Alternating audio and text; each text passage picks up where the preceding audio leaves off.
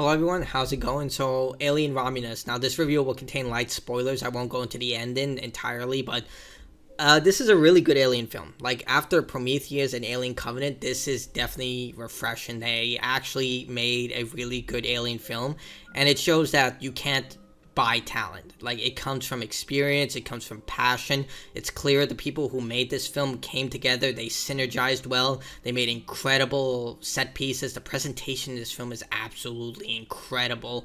It's a fantastic story. It's simple, effective, and generic, but it's done well. Like, I don't mind simple and predictable in a way. Like, there are some shocking moments in this film, but for the most part it's predictable. But it is a by the bones horror film, but it's done so well because of great actors, fantastic performances, and just overall incredible set design. It just shows that money doesn't need to be everything. Like, if you have a talented team, you can create something great out of something simple. It's like with The Acolyte, which I think is $180 million. It shows who actually cares about this IP, and the people who made Alien Romulus actually care about Alien. So let's talk about the narrative here. It stars a character named Rain. Now, this story is separate, but it's still entangled with the Alien IP. You still have the black goo, you have obviously the xenomorphs and the face huggers and stuff like that, but they showcase why they're doing this in a very subtle yet effective way, where they tell it in the backstory and they tell it as a part of the overall narrative. So Rain works on this mining planet for Weyland-Yutani with her brother Andy, and her plan is to try and get off this planet by fulfilling her contract. This planet has no sunlight. It's surprising anyone hasn't dropped dead from lack of vitamin D, so maybe they give them vitamin D supplements or something. But yeah, so she wants to go off the planet with her brother. She completes her contract, but the unfortunate reality is because of the mass deaths that have been happening, because even though they have all this terraforming technology, interstellar travel, they've conquered the stars, they can't beat nature. Viruses and bacteria are continuously evolving and infecting humans, causing large amounts of death, and because of that, they're short-staffed with people who can work in the mines, and her contract has been extended, and it's clear that everyone's contracts are being extended, so they can't leave the planet, and they're basically stuck here. So Rain is trying to get off this planet, and then we find out that Andy, very early on in the film, this film has a very long burn. Like, you don't even get to see like the horror stuff until around, I would say, 1/3 into the film. But they do a good job of just establishing the set pieces. They have to establish the characters, what they're doing, and it does it at a very effective pace. So we find out Andy is actually an android, even though she refers it as it's her brother. Like, she refers it as him and all that. And it makes sense. This is the only thing she has left that connects her to her family. Her father reprogrammed the android to take care of her, but the reality is Rain takes care of him. Like, he tells like crappy jokes. At first I thought he was mentally handicapped, and it turns out he's just a damaged android who's been programmed in an improper way. But yeah, he is the last thing that she has that keeps her up at night, and not keeps her up at night, but allows her to wake up every morning. She has someone to fight for, and he feels like a burden to her. He doesn't admit it, but he knows that he's a burden to her. It's basically they've successfully created that bond between android and human to showcase that they aren't just, mindless creatures. They can actually have feelings and emotions and connect with people to the point of becoming family, like they tried to do with David in Prometheus and Alien Covenant and failed, I would say, dramatically. They tried to do it, but it was just awfully executed, because whereas David wanted to punish his creators because he felt like they were just trying to play God, here Andy is definitely trying to help Rain. He's definitely not trying to be a burden, and he wants to actually not only fulfill his prime objective, but he actually cares for her. He actually cares about people, and it's shown when he has to fight against this program and when he gets reprogrammed. I'll get more into that later, but it reminds me a lot of Ishii from Bulletstorm, if you played that game. But yeah, so she really cares about Andy, and despite her contract getting extended, she has no idea how she's going to get off the planet until her boyfriend, I think, her ex-boyfriend, like, it's clear they had a relationship, but he comes along and he says, hey, there's this spaceship discovered by one of his friends, his cousin's girlfriend, Novato, and it's floating up there, and it's a Weyland-Yutani ship. They plan to raid the ship for cryopods, which are used for interstellar travel. Seeing that the planet they want to get to is 9 years away, they need these cryopods in order to survive the trip because, anti-aging, no resources used, all that stuff. And since this technology is extremely rare and extremely regulated, the only way they can get one of these is to get onto that space station. And unfortunately, they need Andy because he's a Weyland-Yutani synthetic, and he's the only one who can read the code, which I think is called Moot. I apologize. I played the games and watched the movies, but I'm bad with names. But I believe it's the synthetic language, and he's the only one who they have access to that can actually get up there and override the door commands. The problem is that the ship is going to crash into the asteroids in about 5 hours, so they have to go right now. But the issue is, of course, if they do this, they'll never get off the planet. They'll be marked as criminals, and they'll be stuck there not as workers, but as, I guess, slaves, right, at that point. I guess that's what you would call it. They'll be criminals, but they'll force them into a work camp or something. So there'll be no chance they can get off the planet. But Rain eventually changes her mind because she doesn't want to risk Andy. Like I said, this is her brother, the last thing she has to family. But then she sees this canary in a box, and she doesn't want to end up like that, eventually dying on this planet. Which I found a little weird because, why are they using canaries considering they have all this advanced technology? And wouldn't canaries be rare considering it's an animal that's originally from Earth? I don't know. I just found it a little weird, but I get the metaphor they use there. So what is the crew here? So the crew is Tyler, who is the leader. Then you have his cousin Jorn. Then we have his pregnant sister. He doesn't know she's pregnant right now, but she's pregnant. And if you're wondering who the father is, no one knows. She just says some asshole. I mean, it feels like it's for plot convenience because it becomes important later. But at the same time, I'm like, would it have been so bad to add an extra character and just say, hey, this is the boyfriend? But I don't know. But yeah, then you also have Jorn's girlfriend, Novato, who found the space station. So they agree. They go up there. They see the sun, and she sees that she can actually, this is motivating her to go forward with it. They get onto the ship. They find out that the cryopods only have around 3 years worth of fuel, and they need 9 years of fuel. So they head deeper into the ship to locate more fuel within the cryo center, and that's when things start to get calamitous. They don't know that this was a bioweapons research facility, and they accidentally end up freeing the face huggers who have been cryogenically frozen. How they got the face huggers? Well, in the beginning scene, that's why this is technically a sequel, but not a sequel, where Ridley threw the alien queen outside the airlock, and it turns out it survived. It was able to freeze itself in a type of metamorphic state. They found the alien queen, harvested its DNA, and, well, not exactly a good plan. So that's what things start to hit the fan, and everything just starts to fall apart from there. Now, I love the fact that they made facehuggers actually threatening, because I never saw facehuggers as actually threatening. They just look like giant crabs, and something you can just easily crush in your hand. Even in Alien vs. Predator, they just seem like very harmless. Not, harmless, but something you could just grab and stomp.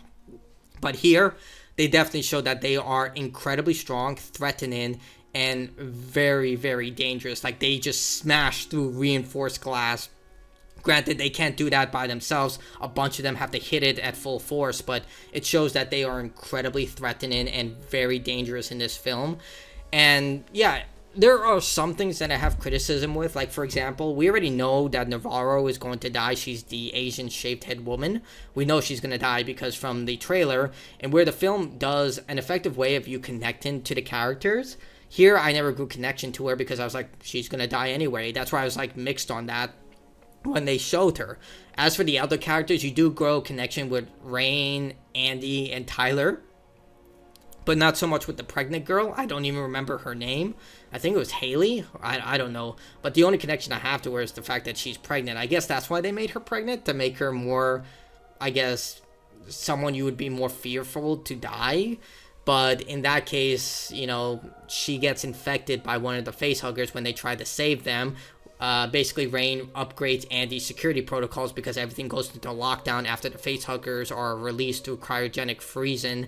And this also creates a new problem because now Andy's prime directive has been overwritten. Whereas it to keep Rain, to make Rain happy, now it's to follow whatever Weyland Yutani tells him to do because he's been overwritten now. And the thing is, he gets an intelligence boost. Basically, the new reprogramming starts to fix his motor skills, his speech pattern, everything just gains an upgrade.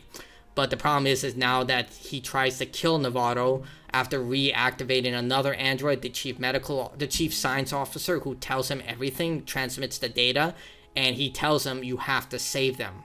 But we learned that guy is also operating for Weyland Yutani, but he's kind of right. He's like, you have to save them, even if, like, he gives him this look like you have to save them, even if it means doing things that you shouldn't. Because there's a scene earlier in the film where Jorn he hates androids, and we don't know why until we find out that an android killed his mother indirectly. Like, there was a gas leak, and his mother died when the android had to sacrifice 3 miners for the safety of 12 miners. So androids can kill if it overrides their prime objective, such as protecting the miners, where some will die, but more will live.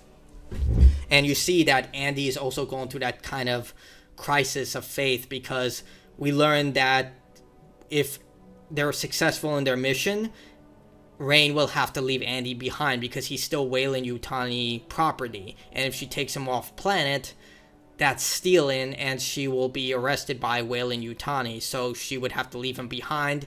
He doesn't know. And the actor does this incredible job of showing that level of pain without expressing it in his face. You can see it's like looking behind the person's eyes. Despite being an android, it's just done so effectively. He's like, make Rain happy. I'll do whatever Rain wants.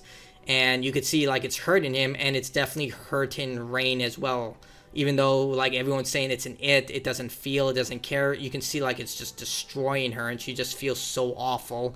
She doesn't want to leave him. He's her brother in so many ways. But you also see Andy go through this transformation where he tries to kill Novato because she may be impregnated with the parasite.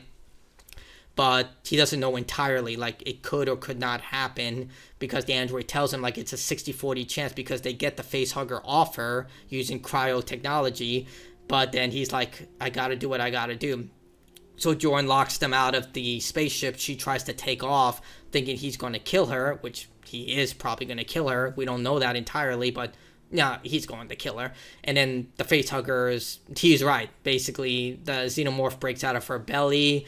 It causes a huge uproar in the ship. The ship crashes back into the space station, triggering one of the thrusters, which then pivots the ship, turning the countdown timer into the asteroid field from 5 hours to 3 hours. The space station is going to crash into the asteroid field in about 40 minutes, so they have to rush out of the ship as quickly as possible, while also securing the cryopods, which they already have on the ship, and making sure they have the cryopods fuel so they can, still go to the planet they're looking for.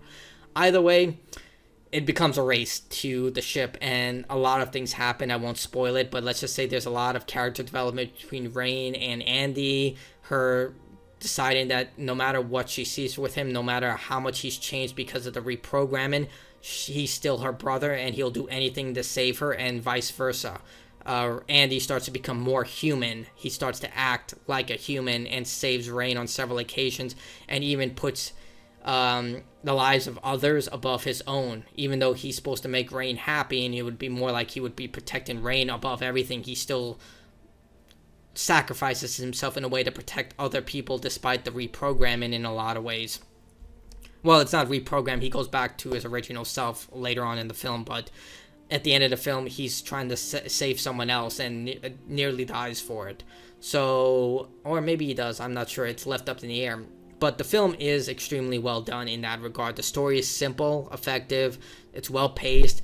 I would say the only thing is that it seems very short. Like, by the time the film ends, even though they have like a gotcha moment at the end of the film, like, oh, there's one more scene, it feels very short on its runtime, but it doesn't overstay its welcome. It has a good ending, solid conclusion, and they can definitely go beyond this. Like, I really hope they continue with these characters. I really do. I hope that they continue with these characters and they move forward with it in terms of Rain and Andy and everything, because this does what Prometheus set out to do, because there are connections between Prometheus and this film, mainly with human evolution. As I stated before, humans are dying in drove, and their prime directive for Weyland-Yutani at least is to try and force human evolution, so we're immune to diseases and all these things, so we can truly be free from all the constraints that keep us from fully exploring the stars.